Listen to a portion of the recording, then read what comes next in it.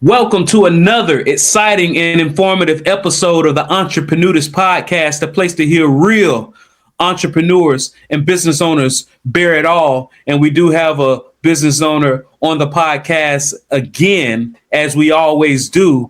Before we bring them up, I want to remind you that this episode is brought to you by Shieldwolf Strongholds, a wealth growth and protection company. When it comes to estate planning, when it comes to retirement planning, when it comes to employee benefits, when it comes to life insurance, if your plan ain't Shieldwolf, your plan ain't strong. If you are a business owner that wants you and your employees to retire higher than you would have prior, make sure you visit shieldwolfstrong.com or call or text +1 904 822 4262 +1 904 822 4262. Now to our guest.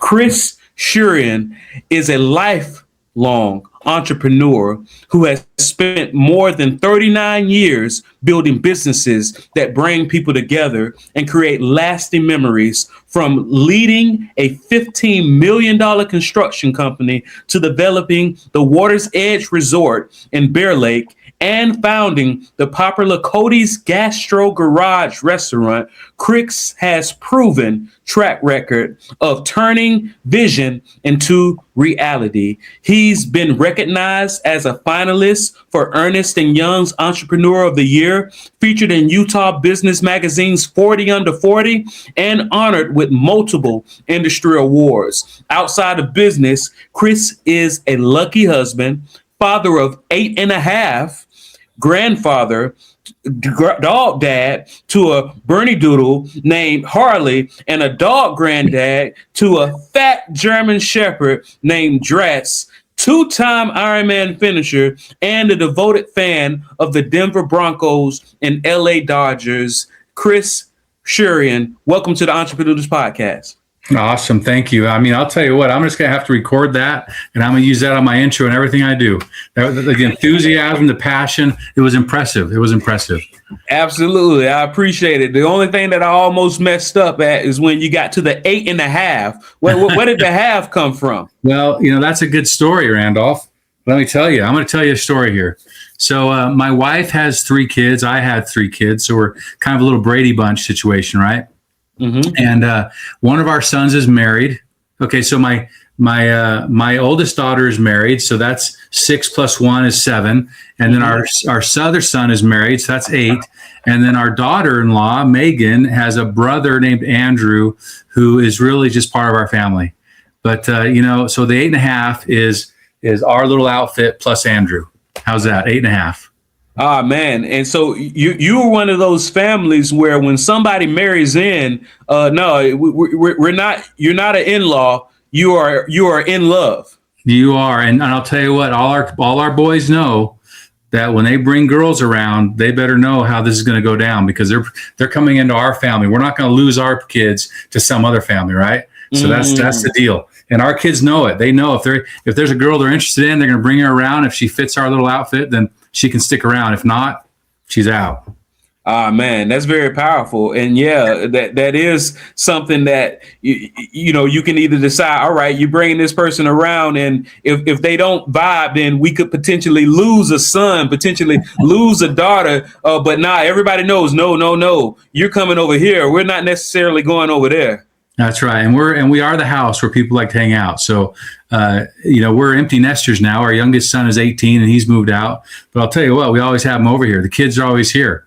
They like to hang out at our house. We're those people. My wife is one of the most genuine, nicest, kindest people you'll ever meet. And everyone loves her, and they put up with me. Oh, man, hey, you sound very self-aware. You've been doing this at a high level for a long time, over 39 years, 40 years. Is there nothing that you know now that you wish you knew when you first started? Oh, man, I'll tell you what. I've done it all. I've been down roads that I shouldn't have gone down.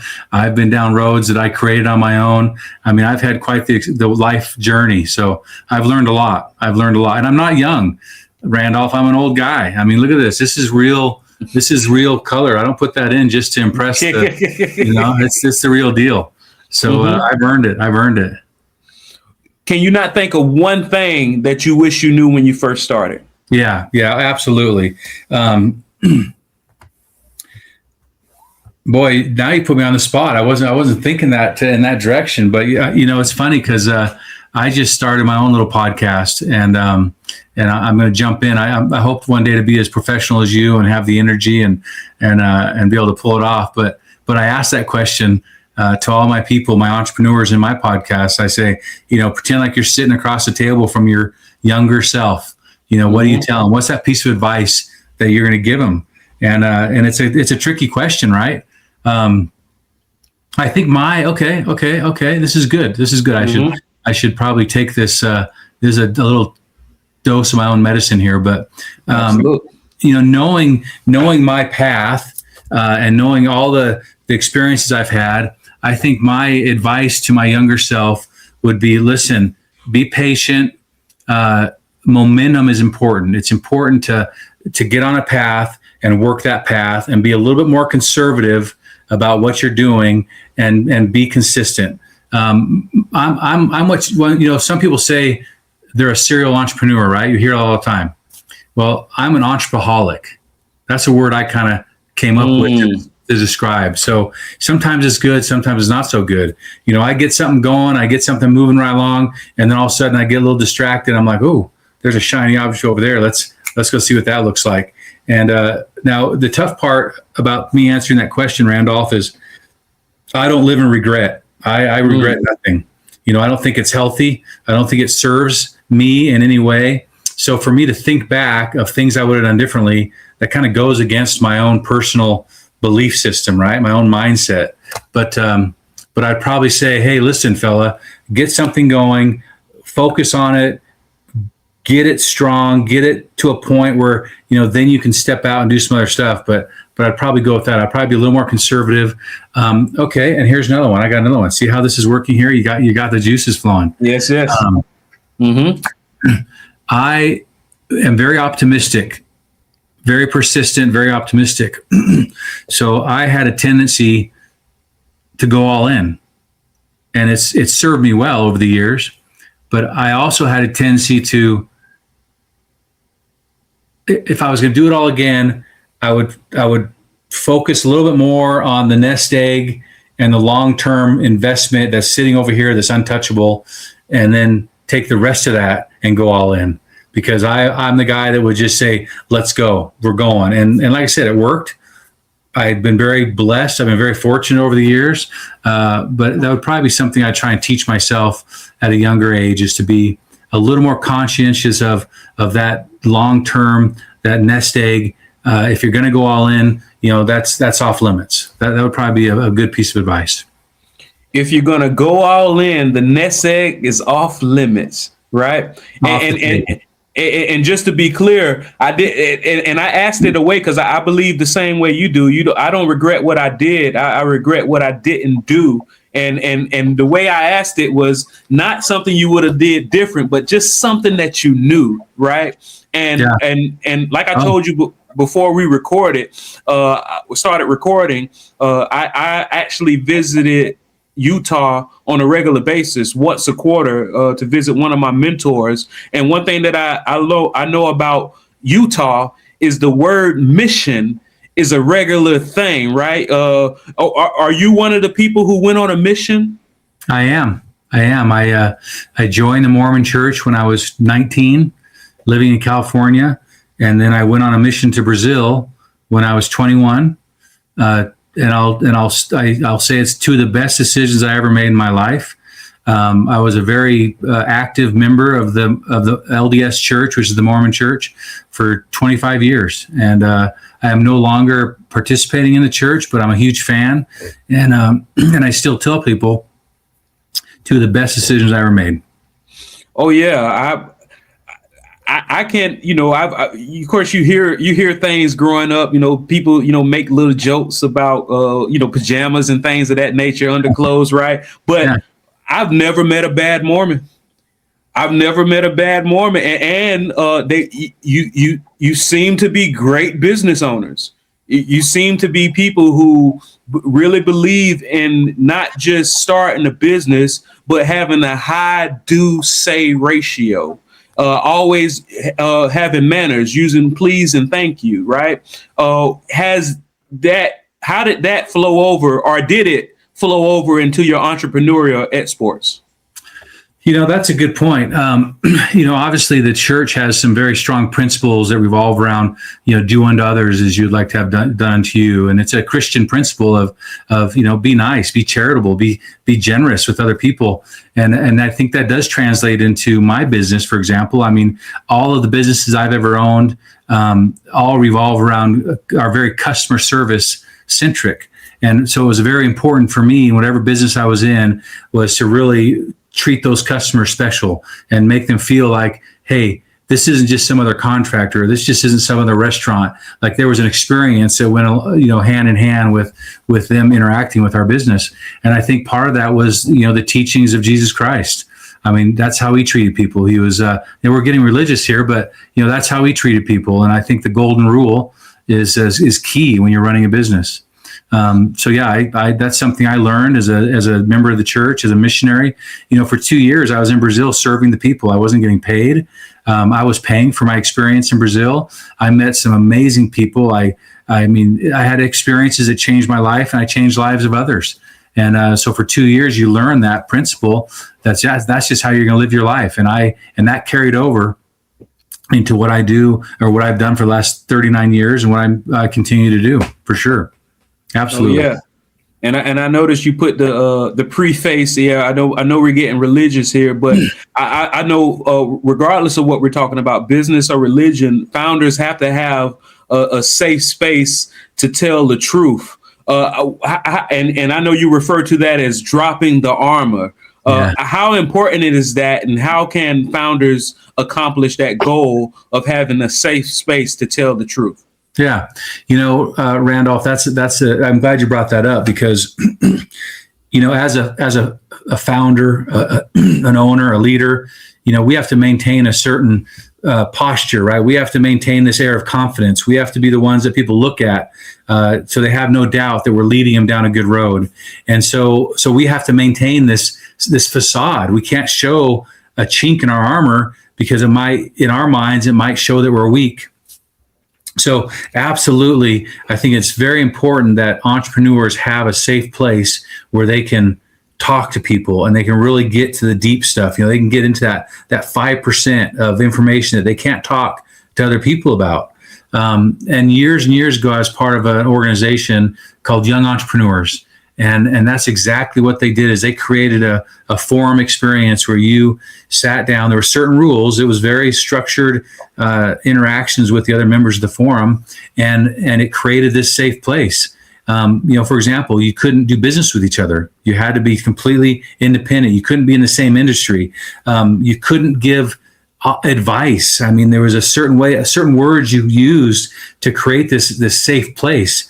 And man, I'll tell you, I don't know how many times you're able to go into this room with this group of 8 or 10 other entrepreneurs and really just lay it out there. Like, hey man, I can't make payroll, or you know what, I've got this other problem going on, or I'm getting sued, or you can talk about the stuff, and you can just, once again, take that armor off, just let your hair down and lay it out there.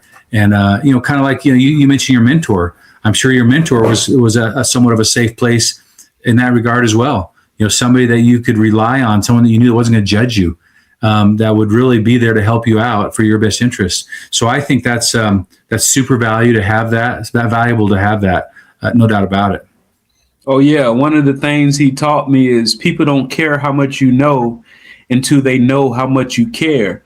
And I think I know a lot of people don't realize the value of refraining from giving unsolicited advice. Had you always had that? Because I know you say that group, that's one of the things, don't give advice. Did you learn the value of not giving unsolicited advice from that group, or is that something that you always know? No, that was a learning experience for me. One of the things we would do in that group is if I was having a challenge of some sort in my business, and I could present it to the group, explain what I was going through. And as I mentioned, the rule was you can't give advice. So what would the other group members would do is they'd come up with an experience that they've had in their business or in their life that may be similar, and they can just share that experience and they can say, okay, well, this is what happened to me. This is how it went down. This is what I did. And this is the result I had. And then I'm now just listening to this story safe. I feel safe. I'm not threatened. I'm not feeling like, well, Chris, you should do this and you should do that. And pulling bits and pieces out of it. And then to be honest, it was years later. I mean, I understood that concept, but it was years later. I was reading a relationship book. I was divorced, and I was dating my wife, and I was reading a relationship book because I really wanted to do it really good the second time, right? Mm-hmm. And that book talked about and used that term unsolicited advice and how that can be a difficult practice in a marriage, and or even when you're raising your kids. And so at that point, I kind of put two and two together. I'm like, oh yeah, I've always been a fan of not giving advice, but that's what you call it, unsolicited advice. And so it took it to another level. Like in the group, we were asking for help, but we weren't getting advice. We were getting experience. Well, in real life, man, I'm telling you, when I see it, when I hear it, when I get the unsolicited advice, it's like this. It's like I break out in hives. It's like this allergy, right? It's really silly, but I'm gonna ramble on here for a second. Please do. Yeah, it makes my job easy. Yeah. You save your voice, you know.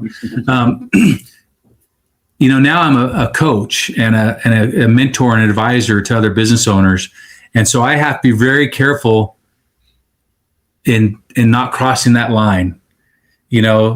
So for example, I met with one of my clients the other day, and we were talking about some of the stuff he was dealing with, and having been in the same exact business he's in and done the exact same things he's done, it would have been really easy for me to jump in and say, let me fix this for you, right? But I can't. Like that's not how we help him solve his problems.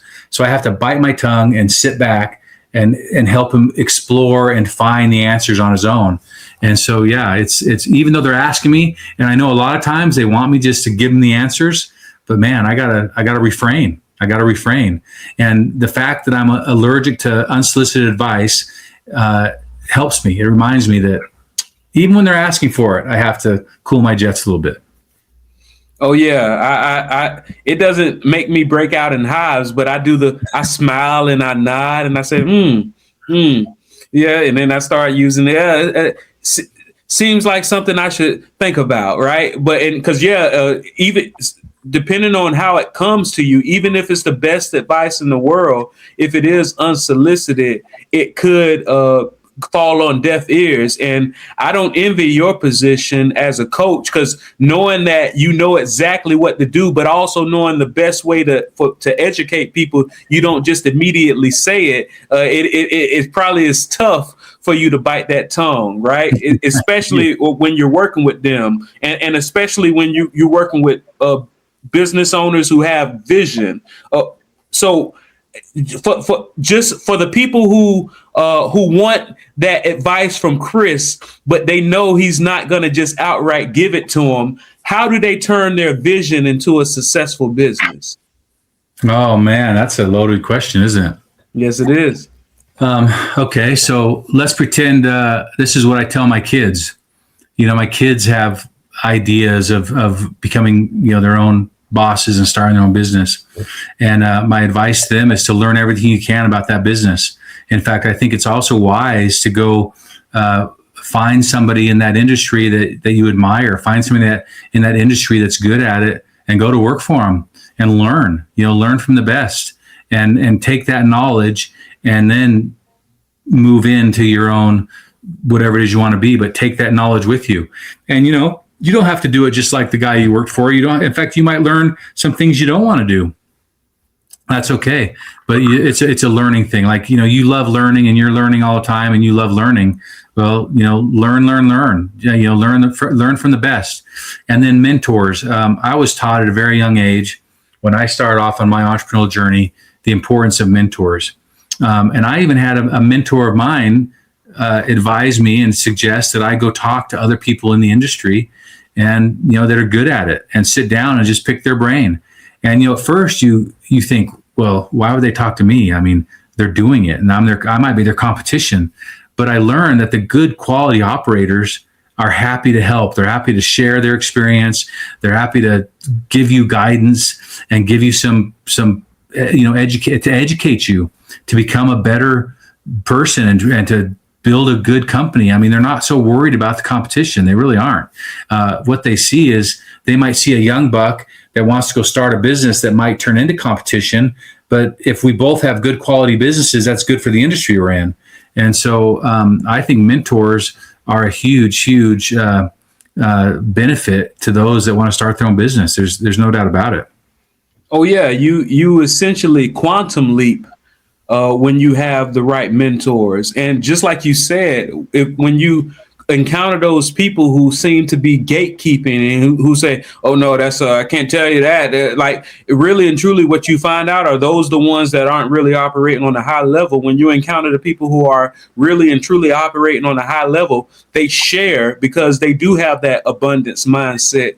It's plenty to go around. It's plenty to go around. It's you can't run out. It's endless, in my opinion. No matter what industry that you're in, right? And especially once you realize, because somebody might think if I tell this person this, then I might fail. But by the time a person gets to that level, they also have in my opinion, in my experience, they have a very healthy relationship with failure. They realize that failure isn't the opposite of success. It's a part of success. So that being said, how can somebody, when they do fail, how can they rebuild afterwards?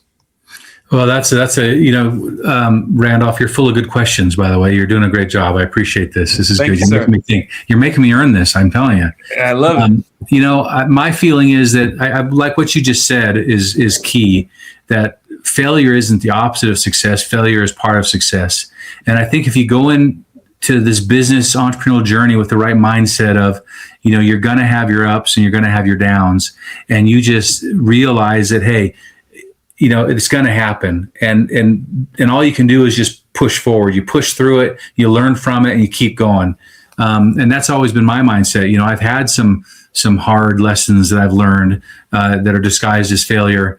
And I never once in my mind was going to quit. I never once in my mind thought I've been defeated and I can't do it. It was always the mindset of, hey, yeah, this is a tough patch and we're getting our butt kicked right now. So let's push through it and let's see what's on the other side and let's go for it and keep having success. I think it's all right here. It's all right here. Mm-hmm.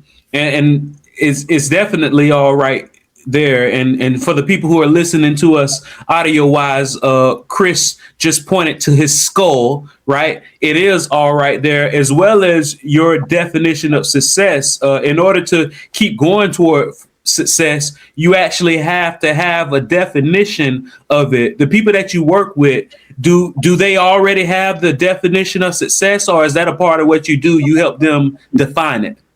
I do. There are some people. I had this conversation with somebody the other day, and I asked him, "What's your definition of success?" And he had to think about it for a second, right? And I have a lot of friends that are entrepreneurs. I have people that have been very successful, but their definition of success is different, and they have a pretty good idea of what that looks like. So there are entrepreneurs who need to identify that. They need to figure that out. And it doesn't take long, but it's a great exercise to really sit down and find out what's important, what they're looking forward to, and what it looks like when they get there. And it's different for everybody. So yeah, there are people that I fortunately at an early point in my entrepreneurial journey, I read a couple books. I loved reading books, and I read a couple books that helped me identify what I wanted out of life and what I wanted out of my business career. And one of those things was I wanted to enjoy life while I was working in it. I didn't want to just work, and then wait till I was 60 or 65 and retire and go enjoy life then. So my whole goal throughout my journey was to enjoy it. Like, take a week off, take 2 weeks off, don't work on Fridays. I mean, I just did it because I wanted to enjoy life now. And that was something I picked up at an early age. So yeah, I enjoy walking through that process with other entrepreneurs to help them see that. Oh yeah. And it's might be hard to define success, but once you define it, it's easier to get there, because when you don't have something you aiming at, you hit it every time. But let's say somebody did define their definition of success. It's a target, and then they hit it, right? What wealthy man wouldn't spend their last dime to live one more day? So somebody might be healthy, and then they get that diagnosis of cancer, and that diagnosis may disguise itself as a failure. How did you surviving cancer end up turning into 2 finished Ironmans? Yeah. I'm going to go back, and we're going to talk about mindset some more. Mm-hmm. Now, my father had cancer 3 times, and each time he beat it. And my dad was a pretty good example of, I used to think he was just stubborn, but he really did have a strong mindset that he was going to overcome it. And my father made a living using his voice. He was a professional network news anchor on the radio in Los Angeles, and he relied on his voice. And when I was about 7 years old, he was diagnosed with throat cancer. He's in the middle of the heyday of his career. And the doctor said, well, we can take out your vocal cords and we'll get it all, or we can try radiation and maybe you'll be able to talk. And of course, my dad, being who he was, he elected to go with the radiation, and he had another 25 years in his career, and then got diagnosed again with the same cancer. And once again, he beat it. So I say that because there's a history in my family of prostate cancer, and so at a younger age, I was very diligent in getting tested on an annual basis, because I was told that if you catch it early, it's pretty easy to cure. So I caught mine early. It was prostate cancer. I caught it early enough that I had time to work through the treatment plan. I had many options. But the interesting is there's no symptoms. There's no symptoms with prostate cancer in the early stages. And that's why it's such a tough one. But I just knew I didn't worry about it. I didn't think that I wasn't going to just overcome it. I didn't think that it was going to take me out. I really had this idea of, okay, I got it. I got it early. I'm going to go have it treated, and I'm going to move on with my life. And that was I started my treatment in the end of Thanksgiving Day of 2017. I loaded up my motorhome and my trailer with a motorcycle in the back and went to California and lived there for 90 days to do my treatment down at Loma Linda University Medical Center. And it was awesome. And I came home, and that was, I finished it up in early 2018, and I'm clean as whistle. So, I say I'm a cancer survivor, but I say that, I don't say that very loud, because there's other people out there that have it way worse, that really are survivors. But it's a thing, right? So for me, it was all about mindset. Now the whole Ironman thing is a whole different, it's an amazing journey I went on for that. But yeah, it's just all right here. I thought, you know what? Let's get it done. Let's move on. It's another little blip in my life radar that I'm going to overcome and keep going. I'm not going to stop me. Yeah, that Ironman, that's a unique event, because some people, if they don't win the race, they don't mention it. But the Ironman is one of those things that where just finishing is the equivalent to winning. What got you interested in that? And what's the reason that so many people are happy to just say they finished?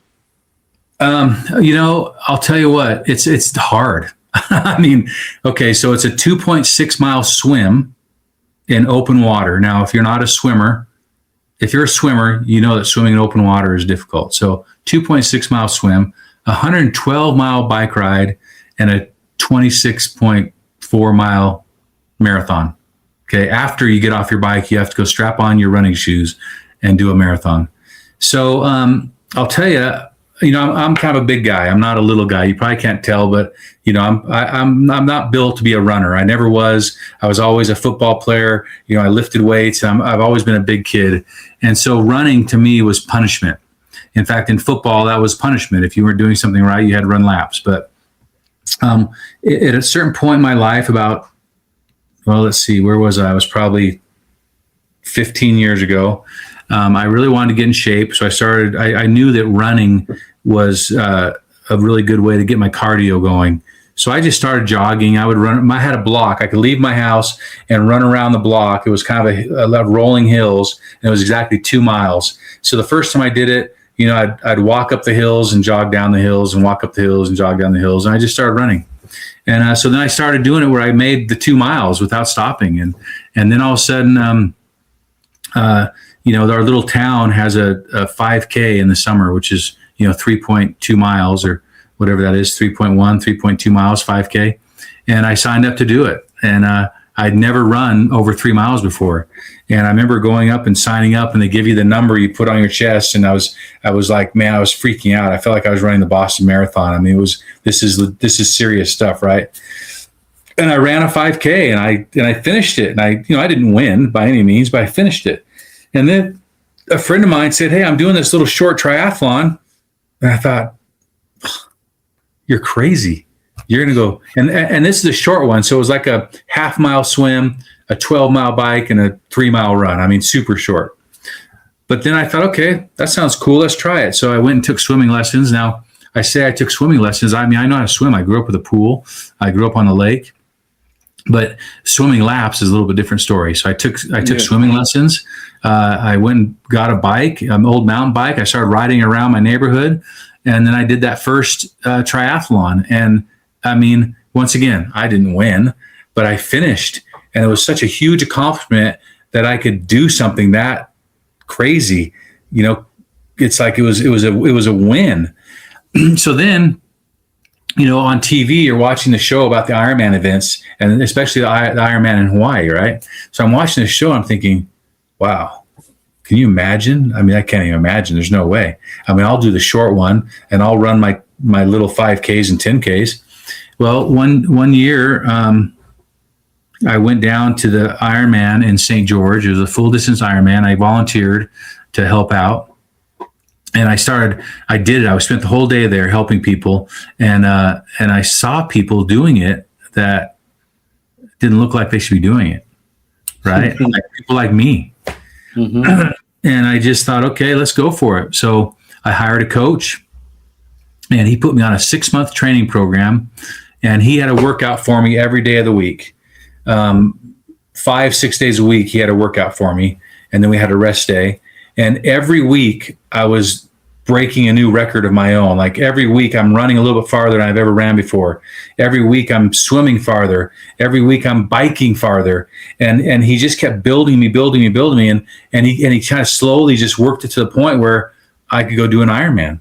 And I mean, you're doing this training regimen gets your mind ready for the idea that you're going to go out there and you're going to do 12 hours of exercise. I mean, my first one took me 12 hours and 33 minutes. And so, yeah, it was all about, and I'll tell one more part of the story, but at one point he took us to a half marathon. This is about 3 months before the Ironman event.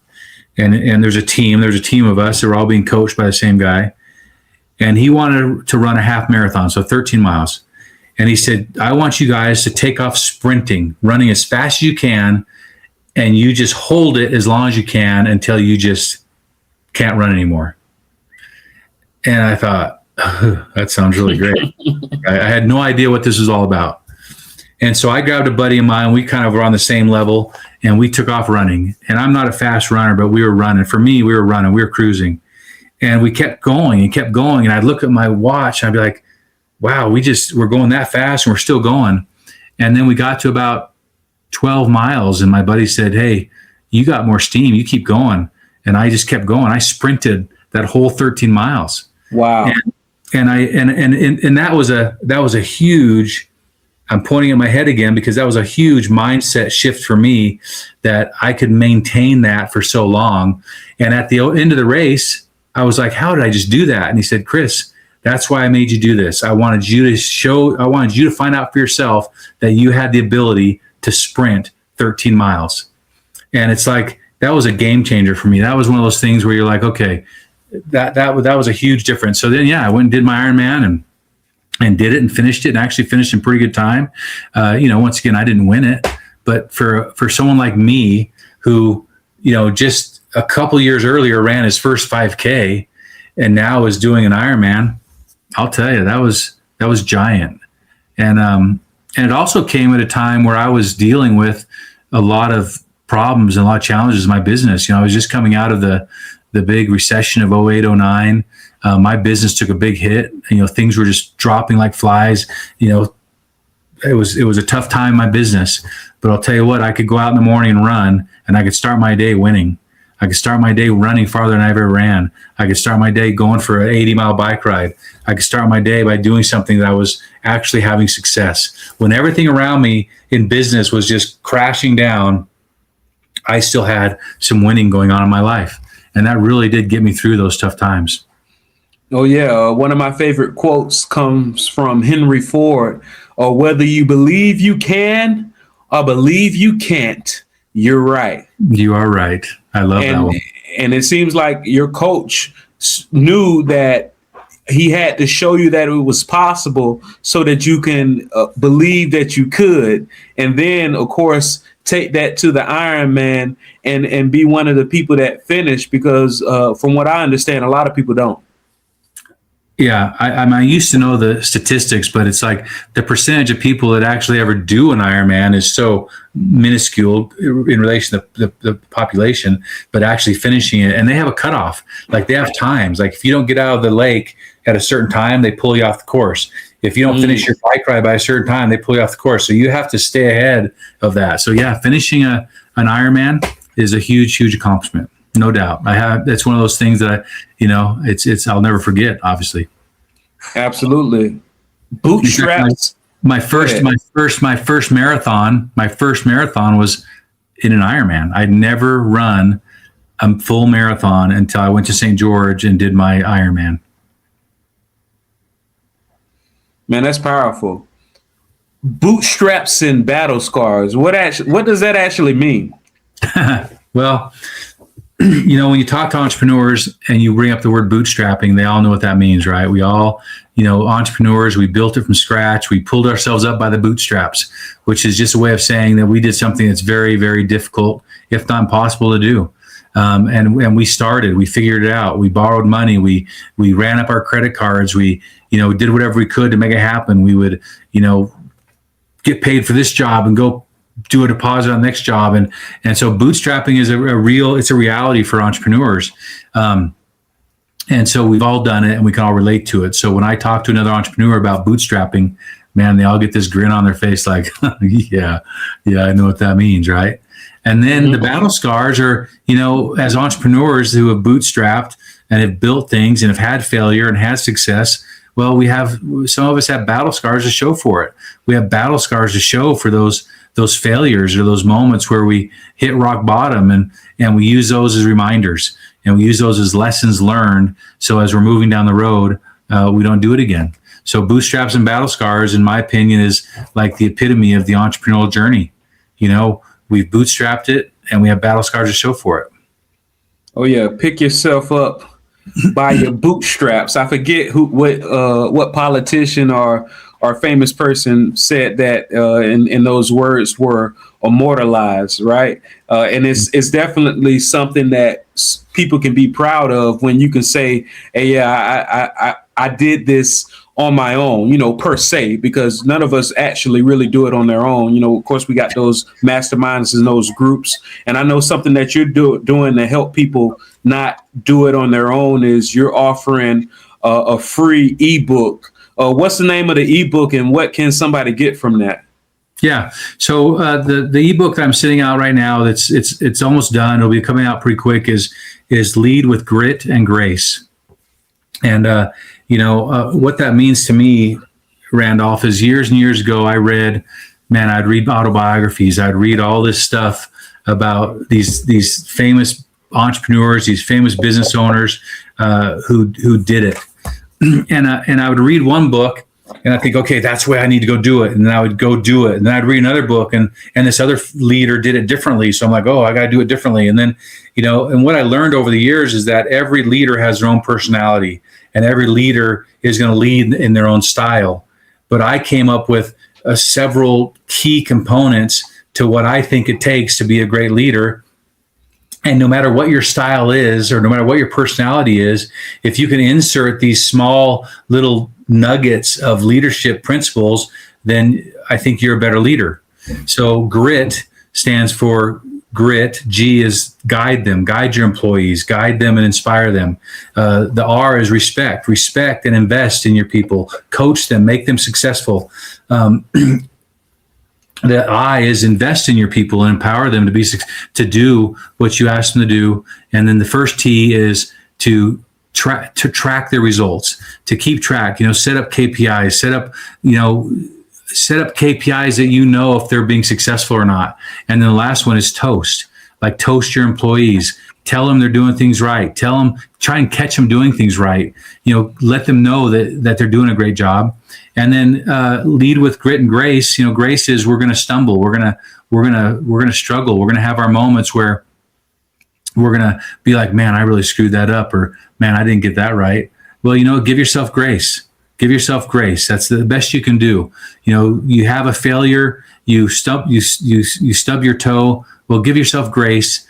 Grab yourself by the bootstraps, pull them up, and keep going. So lead with grit and grace. I'm fine tuning, this ebook thing. If I'm not careful, it's going to turn into like this full blown novel. So I've got to be careful to, I'm a perfectionist, right? So I'm going to keep it. I'm going to do a simple, finish this simple outline for my ebook. I'll get that out there, but more than likely it's going to turn into something bigger. But lead with grit and grace is something that I have taught myself over the years, and I want to share with other people. Oh, yeah. KPIs, key performance indicators, are very important for businesses at every level to know what their key performance indicator, whether those vital few things that could mean the most for your company, and what gets measured gets better, and what gets measured and reported gets exponentially better. And it seems like that's something that you practice and also teach the people that you work with. Now, something that I know about people who reside in Utah, and I know a lot of people, throughout the country and probably throughout the world have considered their family to be important, but it seems to be especially important in Utah. How can somebody, entrepreneur, balance work and family? I'll tell you what, it's not that hard. But that's part of what your definition of success is and what your vision is. And I mentioned earlier that from an early on in my entrepreneurial journey, I made it a focus to spend time with my family and enjoy that time and not be, what was I watching? I was watching a movie the other day, Planes, Trains, and Automobiles. Yeah, that's a great one. And I think it was John Candy. John Candy, yeah. Steve Martin. Steve Martin, yeah. Yeah. And John Candy says, love your wife like your work, or like your work, love your wife. And I think that's a great lesson to learn, right? So when you set forth and you're building this business, you don't have to give it your whole life. You don't have to sacrifice your life to be successful in business. You have to make sure, in my opinion, that there's balance. And that balance is you spend time with your family. You take a week off. You take, every Friday or every other Friday off. You spend your weekends with them. In Utah, Sunday's a day of rest. So Sunday's the day you go spend with your family. You go to church. You do something different. You disconnect yourself and spend time with your family. Whether it's let's go to a movie, let's go to dinner, let's just whatever it is. So I really think it's a priority, and I'm going to come back again to that whole mindset. And I believe that there are people that think that you have to sacrifice your life to be successful in business. It's not true. It is absolutely not true. And if you look at some of the most successful businessmen in the world, most of the time they take time for themselves and they take time for their families. And that's just a vision you have to set up front and tell yourself, this is how I'm going to do my life. And you do it that way. Oh, yeah. A mastermind that I was a part of a while back ago, what they said, and it made perfect sense. What you do is when you look at your calendar for the next month, you put in your family and friend important dates in first, and then let everything else fill in, because work is going to fill in. It's going to fill in. And then, because what happens is when you get to the deathbed of that professional, successful entrepreneur, they wish that they spent more time with those family and friends. You don't get to that deathbed. I wish I spent more time working. That doesn't typically happen. I'm pretty sure it's probably happened once or twice, right? But most times you get there and you wish you spent more time with family and friends. So that is a good tactic for somebody. If you are a hardworking person and you really want to spend more time with family and friends, what you do is you put in those dates first and then let work fill in around it. That's a good one, Randolph. That's a great hack, and it's doable. And I think your business, if you establish that routine in your business will work around it. Your business will work around it. I know that in my life, for example, back in the day, I used to like snowmobiling because we get great snow out here in Utah. And so I would every Friday during the winter, it was just like, I'm not coming to work. I'm going out. I've got a couple of friends. We're going to go have fun. And the work just worked around it. And here's another thing, someone asked me one time at a conference, they said, do you live to work, or do you work to live? And I'll tell you, I'm a work to live kind of guy. So when I go to work, I work. I don't screw around. Like my wife is always like, she'll laugh at me and say, yeah, you do as much in a half a day than some people do in a day or 2 days. And that's just how I am, because I don't want to be in my office. If I can hammer out the work product and get to a point where I'm like, okay, you know what? I'm out of here. I'm not going to sit around because I feel like I need to sit around. And if you establish that, routine in your business, your employees are going to see it. The people you work with are going to see it. They know you get your work done, and it works. No one's going to complain, right? Because also, I like what you said about the abundance mindset. Everyone's going to have that mindset. And I'll tell you what, if I have employees that come to me and say, hey, Chris, if I get my work done Monday through Thursday, can I take Friday off? For the yeah, why not? Let's do it. So yeah, I think it's it's how you set your priorities. Absolutely. Oh yeah. If you're an employee, it must be a beautiful feeling to have a boss that isn't worried about how many hours you put in, but that you actually complete the task. That's the difference between the hourly mindset versus the value add mindset.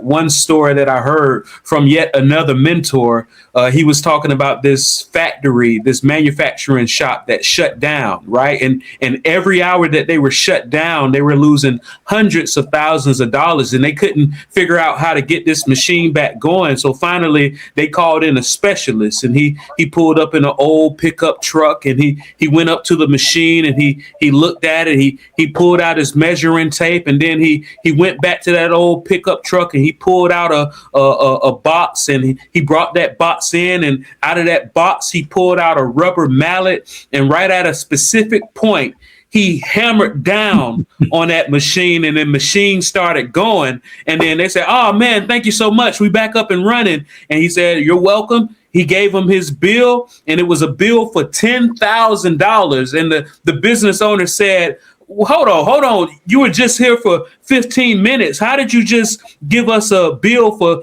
$10,000? You're going to have to itemize this bill. He said, no problem. I'll itemize it for you. And he itemized it. And when they looked at the itemization, it said $1 to hit machine with rubber mallet, $9,999 to know exactly where to hit it. That's right. That's awesome. I love that. That's great. Oh, yeah. And what it does is all truths are parallel. It just points out, especially as a business owner, and when you're looking at the people who work for you, don't just pay attention to, and I know it's important, but, did you get here right at 8:30, or did you leave here right at 5? Did they do what you expected them to do? no matter how long it took them. And it seems like you're the type of boss to where, all right, if you did everything that you needed to do for the week by Thursday, all right, Friday, go ahead and take off. And you brought up KPIs earlier. I mean, key performance indicators help you know when they've got their work done, because we've also had employees, I've had a couple employees that could do a day's worth of work in a week, right? And so,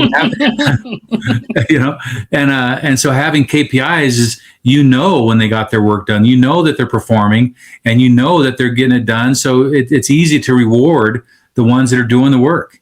And then the ones that aren't doing the work, well, they may not last very long, or they may not get as many, little spiffs like the guys that are getting the work done. Absolutely. You reward based off of performance. Is there not a question that I didn't ask you that I should have? Oh, I think we covered some ground, and I think we covered some ground, and you had some great insight. I learned a lot from being here with you. And you can never stop learning, right? Randolph, you and I both know that you can never stop learning. Here I am, I started my own little podcast, and I'm learning about that. I'm learning about, even like, look at this technology we have today. I mean, when I was doing business in China, we didn't have this. Like, this was back, it was only like 10 years ago, but we didn't have this. I mean, it was difficult. I'd go to my office at 10 o'clock at night and log into my computer and set up this call and talk to people. But man, now we just have it all right here. I mean, it makes it so much easier. We got these phones that, you can do everything here from your handheld. I mean, I tell my kids about when I had my first company, when I left the house, I didn't have a cell phone. I mean, I remember when I got a pager and thought that was like the cat's meow. But I'd go out and work. I'd come home. I'd get all my messages. I'd make all my phone calls. Then next morning, I'd get up and do it again. It's just things have come a long ways. And so if I, had I just sat back and gotten my stubborn mode and said, I'm not going to learn that stuff, I mean, where would I be? So learning, always keeping up. I think there's probably a little bit overkill on the stuff that's out there for us. There's a lot, so you have to be very selective on what you spend your time doing and learning. But there's so much great opportunity. AI. I just started learning AI, Randolph. Man, I'm telling you what. When I first started hearing about AI, I thought, well, isn't it just like Google? Like, don't you just Google stuff and it gives you and I had no idea. And now, man, I'm diving in with both feet with AI. And, I spent 3 hours with AI yesterday building a spreadsheet for an assessment that I created. And man, that was awesome. It was so great. So yeah, always learn, keep learning. Oh yeah, that's definitely on our agenda for first quarter next year. Like you said, head first into AI and the benefits and the capabilities that it can bring us. What's the description of the best person to introduce you to? Oh man, I love just meeting entrepreneurs, business owners, people that are just trying to make it happen.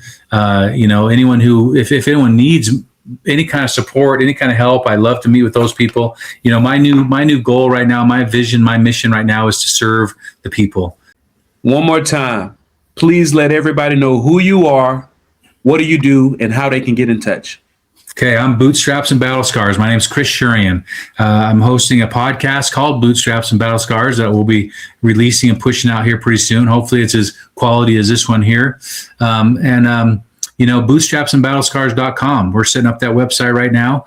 There'll be a place where you can go in there. You can give me some information about yourself, and I can send you out an ebook and keep in touch. I'm not gonna get your email address and blast you with stupid content. But yeah, I love it. I'm located in Utah, and obviously with technology, we can chat anywhere.